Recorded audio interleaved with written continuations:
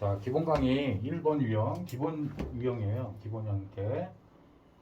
자, 기본 형태에서 다 변형된 겁니다. 그러니까 기본 유형을 잘 해놓으면요, 복잡해 보이는 게 단순해지죠. 이게 기본 유형이에요. 기본 유형. 자이스토리 P 챕터 3번 유형 중심으로 지금 설명 중이에요.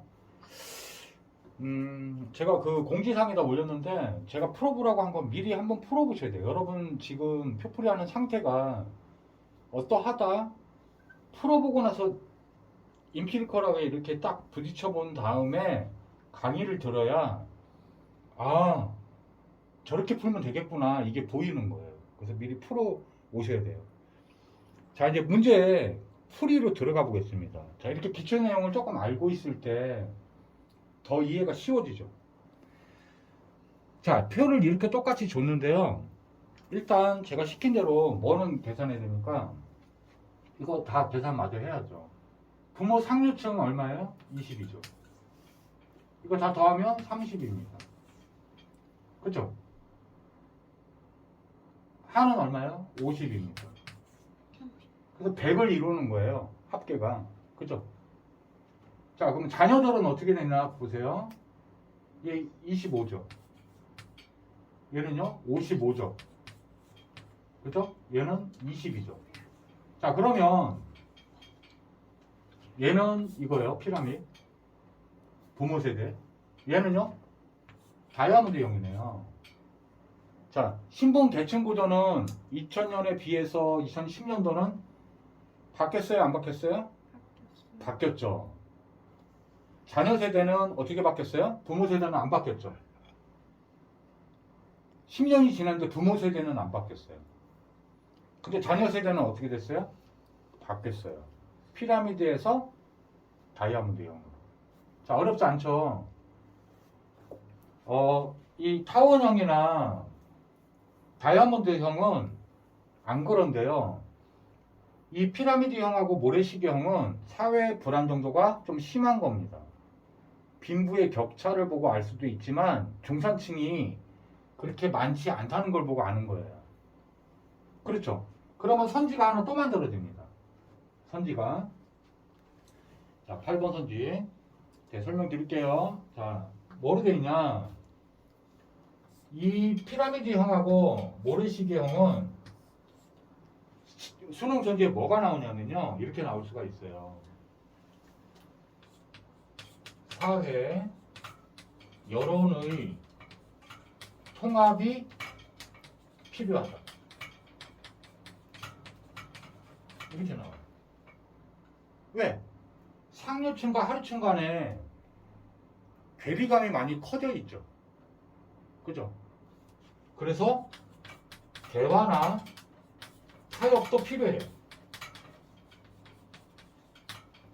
그죠? 자, 이렇게 선지가 나올 수가 있다. 자, 그 다음에 이제 여기다가 이어서 쓸게요. 9번 선지. 자, 그러면 이제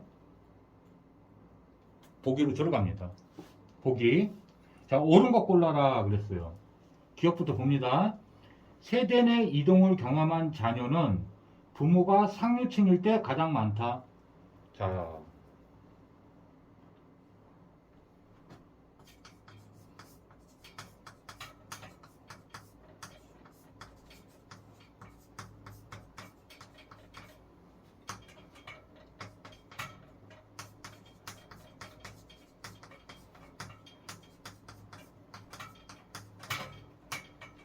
자, 이제 중요 선지가 나왔어요. 실제 수능 시험장 딱 갔더니 이 선지가 나왔어요. 2000년과 2010년 이렇게 연도가 다른 게 두 개가 있어야 된다고 그랬죠? 뭐를 따질 때요? 세대 내 이동 따질 때. 한 사람이 일생 동안 살았을 때 계층 변화가 일어난 걸 보는 거잖아요. 그러니까 연도가 다른 게 있어야 되죠. 뭘 봐야 되는지 알겠죠? 이걸 보는 거죠. 눈이. 이거를 보면서 저한테 배우면요. 제가 보라는 데를 봐야 돼요. 표는 보는 거예요. 이게 보는 거예요. 나타냈으니까 나타낸 거를 봐야 되는 거예요. 어딜 본다가 딱 정해져 있어요. 세대 내 이동 이거 읽으면서 표를 뭘 봐야 돼요? 2000년, 2010년. 근데 이 표가 없어요. 알 수 없다. 이래버리면 되는 거예요. 이해 갔잖아요. 어렵지 않잖아요. 그러면 이제 세대 내 이동을 부모도 물을 수 있고 자녀도 물을 수 있잖아요. 그죠? 맞잖아요. 그러면 부모는 부모를 물었어요. 여기서는 자녀를 물었잖아요. 자, 기출 선지 안 나와 있어요. 근데 제가 미리 다 폭로하는 거라 그랬어요. 선지폭로. 부모는 세대 내 이동 했어요, 안 했어요? 부모. 자, 보세요. 부모의 계층 이동이잖아요. 자기가 일생 동안 살면서 계층 이동해야 되잖아요. 20, 30, 50이에요. 상류층 20, 중류층 30, 하류층 50이에요. 얘는요, 20, 30, 50. 안 바뀌었어요. 자, 세대 내 이동이 있었어요, 없었어요? 부모? 없어. 알 수 없다 하고 없어 하고는 다른 거예요. 자, 선지 또 하나 만들어냈어요. 이해가요? 얘는 세대 내 이동 없다. 이해가요? 자, 그럼 자녀는요? 자녀는 20, 30, 50이었다가 25, 55, 20 이렇게 바뀌었잖아요. 그죠? 제 말 이해가요? 그런데 세대 내 이동 이렇게 물어봤는데 헷갈려 할 거 없고요. 세대 내 이동은 있었어요, 자녀가. 그런데 질문이 끊어진 게 아니라 부모가 상류층일 때 세대 내 이동을 제일 많이 했어 이렇게 물어요. 그러면 표가 알려주니까 복잡하다, 어렵다 생각하지 말고 얘를 따라가면 돼요. 자, 무슨 얘기냐? 거꾸로예요.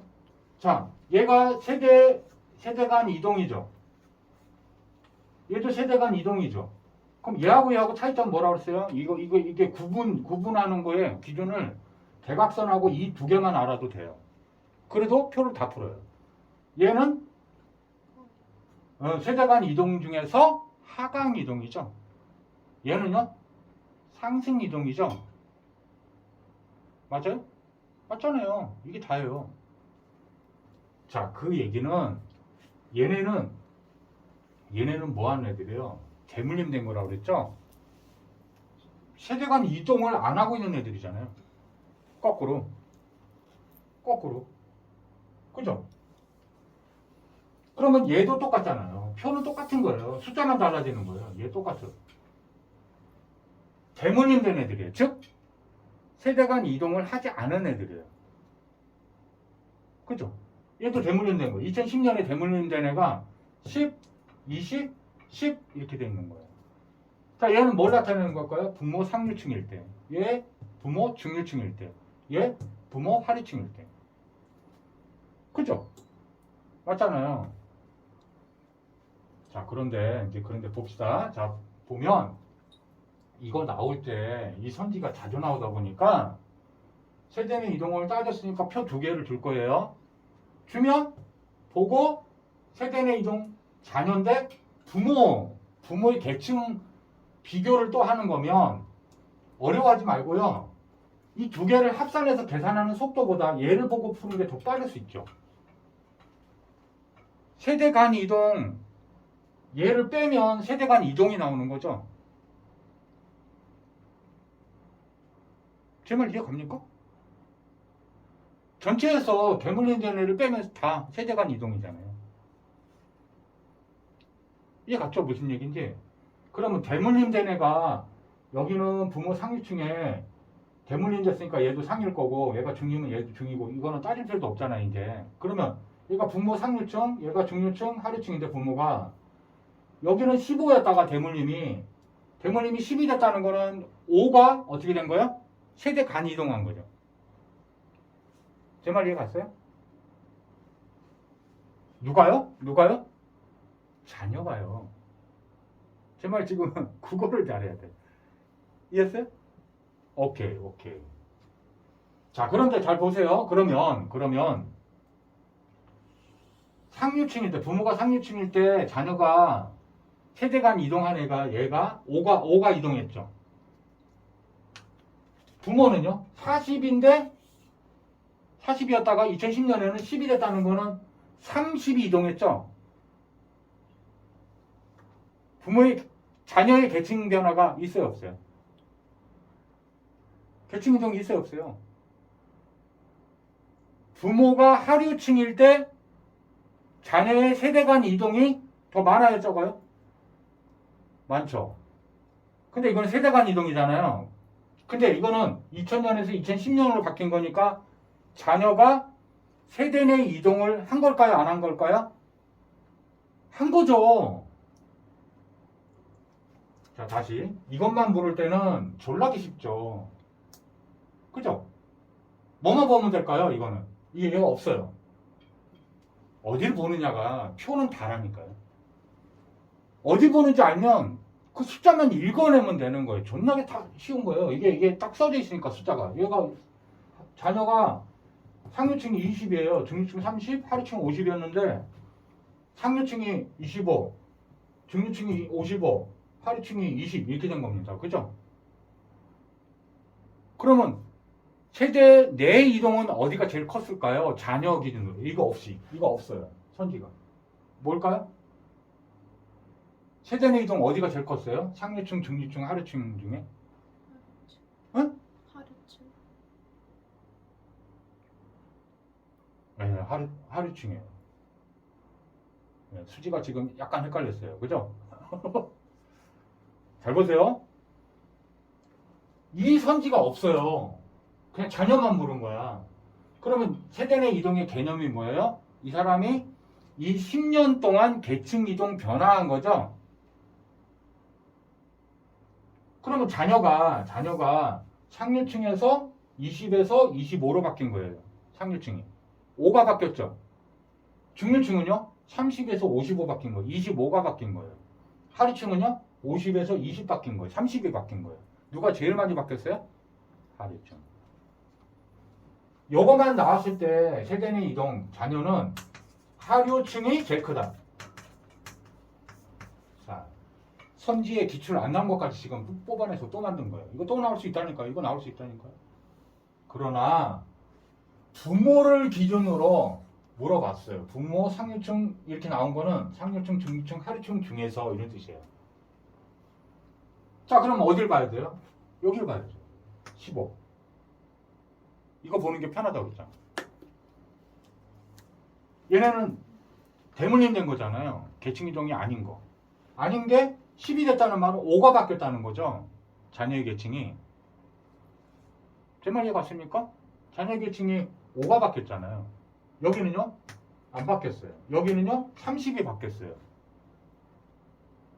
30이 자녀들이 계층 변화가 막 일어난 거예요. 그러면 상류층이 아니라 5의 변화를 가진 얘가 아니라 하류층이 30이나 변화됐으니까 부모 상류층이 제일 자녀가 세대 내 이동을 많이 했다는 말은 틀린 말이죠. 뭐예요? 하류층이죠.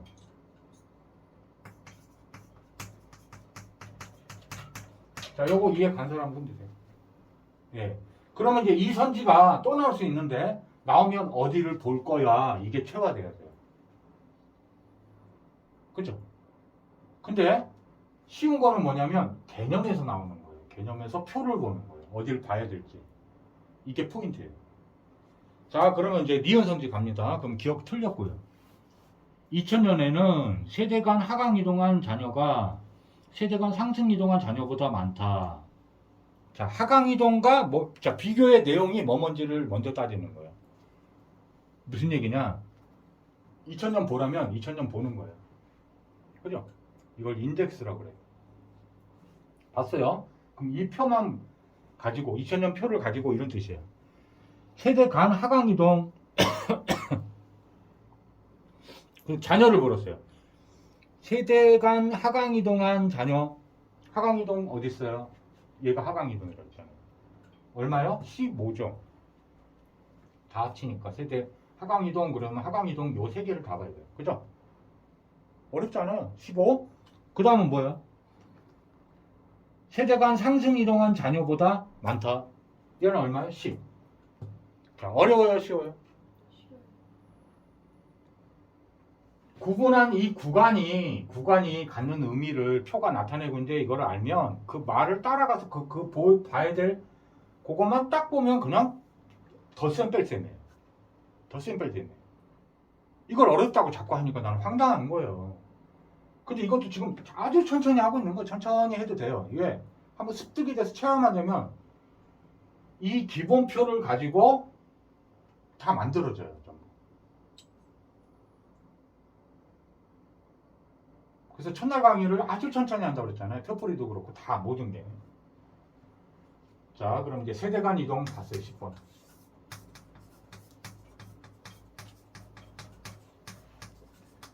자, 선지, 수능 선지에서 제일 자주 나오는 선지가 세대간 이동이에요. 그리고 이것도 상승 이동과 하강 이동 비교하는 게 선지의 빈출이에요. 빈출이에요. 빈출. 근데 너무 간단해. 이 삼각형을 보든지 이걸 덧셈 빨리 해가지고 비교하는 거예요. 그리고 인덱스는 다 돼요. 2010년, 그럼 2010년 표로 하면 돼요. 자, 그러니까 니은 맞죠? 자, 디귿은요? 2000년보다, 그리고 2000년 거하고 비교하는 거예요. 2010년 거하고. 자녀 세대의 계층 구조가 사회 안정에 유리하다. 자, 사회 안정도 물었어요. 어떤 게 좋은 거예요? 2010년. 끝. 그래서 표풀이 할 때 숫자 딱 적고 다이아몬드 삼각형 이거 딱 먼저 딱 그려놓고 그리고 문제 풀기 시작하는 거예요. 왜? 선지 하나 꼭 들어있으니까. 그래서 이제 이때 당시에요. 17학년도잖아요. 우리 애들이 저한테 듣고 이거 진짜 이거 한 1분도 안 걸려 다 풀고 정답 너무 쉬운데요? 이러면서 그러고 나오는 분 아니에요. 이해가죠? 쌤 졸라 쉬운데 그런 애들은 다 맞았어. 10명 중에 9명 만점 나왔어. 제 말 이해됩니다. 아 진짜 이래 돼요? 아 이렇게 하는 거예요. 이렇게 하는 거예요. 자, 그 다음에 이제 리얼 또 해야죠. 정리해야죠. 2000년과 2010년 모두 그랬으니까 두 개 비교하는 거예요. 비교할 때는 2000년 거 하나씩 해도 되는데 내용 알면 바로 해도 됩니다. 부모 계층 대비 계층 대물림 비율이 가장 높은 계층은 하층이다. 자, 요게 이제 중요한 포인트가 하나 들어있는데요. 뭐냐? 11번. 이제 다른 건 알아들었어요. 다른 건 알아들었는데 이 대비라는 단어가 수능에 시험이 어려워지면 꼭 대비라는 단어가 한 번씩 나옵니다. 그럼 그거를 어떻게 푸는지를 알아야 되잖아요. 자, 다시 한번 읽어볼게요. 부모 계층 대비.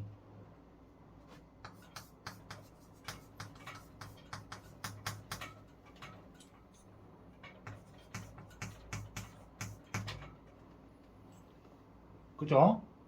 계층 대물림 비율.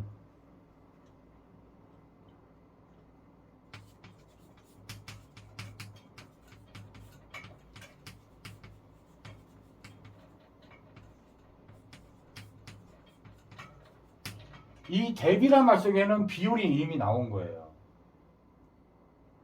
자, 그래서 어떻게 이거를 그러면 이렇게 나온 용어가 이렇게 수능이 나올 때는 시험 문제 어떻게 푸는 거냐면 얘가 분모고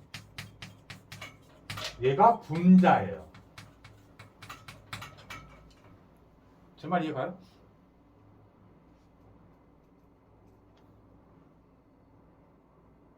얘를 분모로 놓고 대비는 비율을 뜻하는 건데 분수가 비율인 거 아시죠? 10분의 1 이건 10%잖아요. 이해가요? 10분의 3 이러면 뭐예요? 30% 비율을 말하는 거죠. 비율은 비율 대비해서 비율 이 말은 요 B에다가 10대 1의 B인데 거기다 곱하기 100 해줘. 그럼 비율이 되는 거예요. 그래서 비율은 프로테기가 되는 거죠.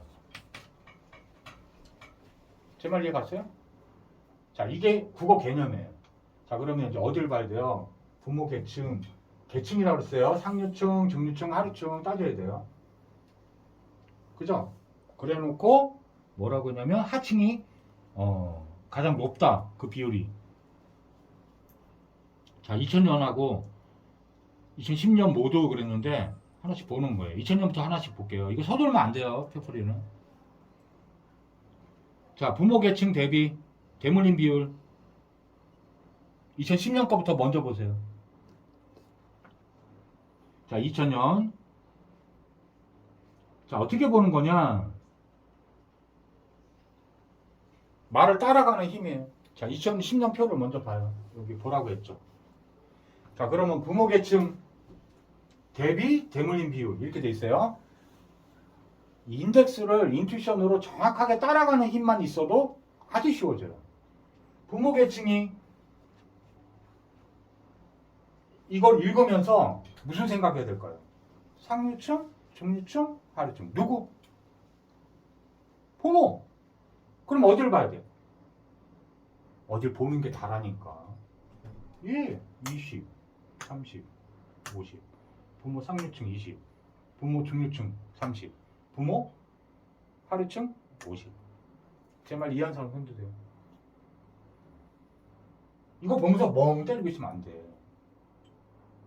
부모 계층이라고 했잖아. 제가 그래서 국어 실력 따라간다고 그랬잖아요. 여러분 앞에 국어책, 수학책이 있어요. 제가 책 한 권 주세요 그러면 쌤 국어책 줄까 수학책 줄까 이럴 필요 있어요 없어요? 다 들어있는 거죠? 아이고, 부모 계층 이랬으면 어때요? 상류층, 중류층, 하류층을 다 따져야 되죠? 근데 여기 부모 상류층 대비 이렇게 하면 상류층만 봐야 되죠?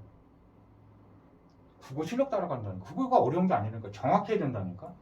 그러면 20대 대물림 어디예요? 이 칸이죠. 20분의 15 이해가요? 30분의 20 50분의 40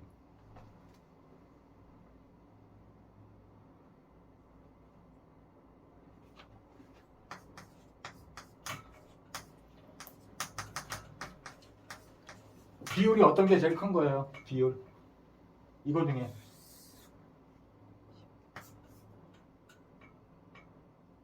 이거 때 이거의 비율이 제일 큰 거. 얘는 90%, 얘는 10%. 누가 커요? 90%가 크지. 자, 그럼 20. 자, 이거 약분 할 줄 알아요? 약분? 모를 수 있어요. 약분 알죠? 약분.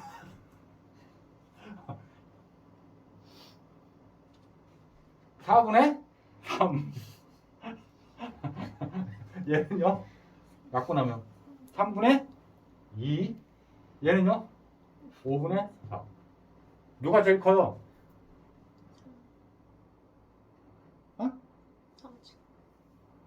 4분의 3이? 얘는 5분의 4인데? 그래서 내가 얘기해 주는 거야 이게. 왜냐면 정확히 해야지 아는데 실수할 수가 있단 말이에요. 표풀이는 실수해서 1등급 만점 못 받은 선배들이 많았다니까. 짜증나더라니까. 자, 4분의 3 5분의 4 누가 더 큰지 모르면 어떻게 하면 될까요? 통분이라는 걸 알죠. 통분 아세요? 그냥 이거 곱해버려요. 5, 4, 20. 예.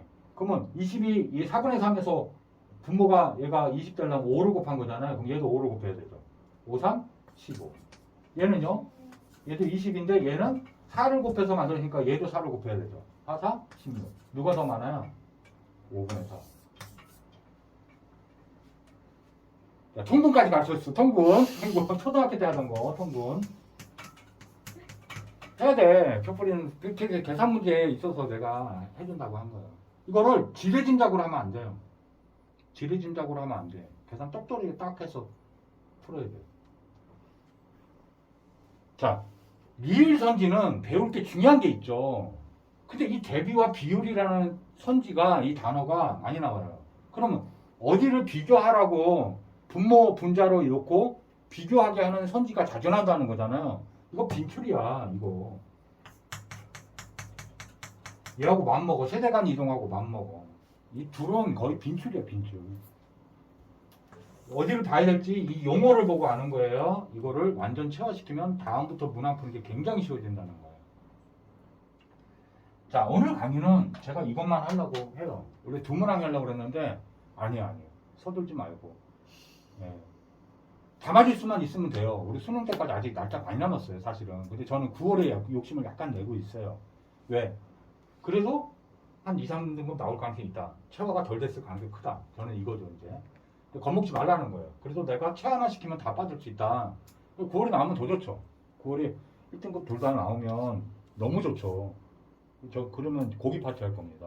예. 근데 여러분들 이제 잠깐 쉬었다가 잠깐 휴식하고 커피 한 잔 마시고요. 이거를 완전히 달달달달달달 암기하도록 이렇게 딱 해놓으셔야 돼요. 그리고 오늘 체화 점검을 뭘로 하시냐면요. 공지에다가 올렸는데 유튜브에 올렸어요. 체크해 놓으세요. 11번 문항 P 챕터. 이거하고 같은 유형이에요. 예, 그래서 21번, 그 다음에 23번. 자, 오늘 퇴실하기 전에 이것까지 풀어보시고 퀘스천이 생겨도 좋으니까 이거를 체화를 반복을 여러 번 오늘 여기서 자습을 해보시고 암기 완전 다 끝내고 가셔야 돼요. 다음은 없어. 오늘 끝내는 거예요. 해놓고 제가 방금 말씀드린 세 문항을 한 문항 풀고 정리하고 선지 정리하고 궁금한 거나 이런 거 체크해놓고 그 다음 문항 다시 하나 풀고 그래서 자신감 붙었다 그러면 가셔도 됩니다. 이게 이 네 문항이 지금 기본 형태에 딸려 있는 선지들이에요. 자, 오늘은 여기까지만 완성하면 됩니다. 욕심 부리지 말고. 예, 오케이. 다음 강의는 이제 제가 지금 지정한 그 문항풀이 선지 정리를 더 플러스 알파로 해드릴 겁니다.